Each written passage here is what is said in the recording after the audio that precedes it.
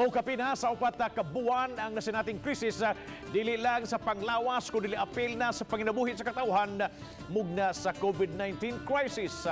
Kumusahon na to ang mga tao ang daan ang nag-ilaib sa kakabus, kamisandig lang sa ilang kapararan sa panginabuhi kalabot diya sa palibot diya sa Basilica Minore del Santo Niño. Ano yung report?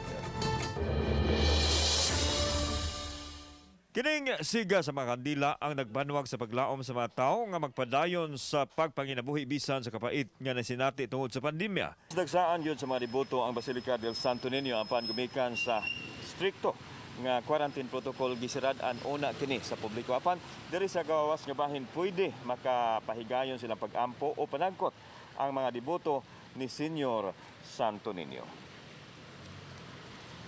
Naabta namo kini mga tao nga midalikyat yun paghapit bisan sa gawas sa basilika aron pagtuman silang panaan. Sama na lang sa mga frontliners sa kadalanan nga masakop sa CCTO sa pagpangalian nila nga panalipdan batok sa coronavirus. Amping na itas. Amping lang yun. Amping og sagyan ito pag-ampo. Si Jingjing Estrella, bisan apektado ang panginabuhian, ilabi na nga doon na siya siyam ka mga anak. Wa mawad is maglaom og hugot nga miampo nga makasugakod yun. Mauli na ni sa normal, tagaag maing panglawas ang pamilya, labaw na sa dako nga naning kamot. Balag basa ta basta maka-ari kita ngari.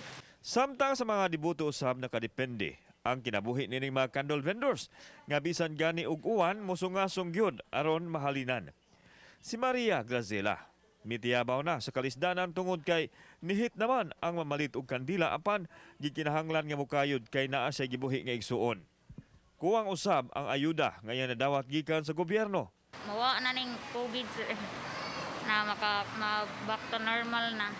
Si Michael, nga naman ang trabaho sa pantalan, naninda usab og kandila aron na ikapalit og pagkaon. Sanglit dili pa man siya makapauli sa ilang probinsya. Hinay kayo, minus man.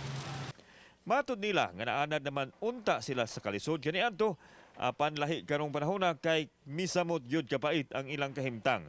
Ilabi na sa Dakbayan Sugbo nga nagpabilin nga istrikto kaayo ang quarantine protocol. Ang ilang gihuptan mao na lang ang hugot nga pagtuo sa Senyor Santo Niño nga naghatag og kahayag sa paglaom. Kauban si Cleofer Lumayag, ako si Alan Domingo. Balitang Bisdak.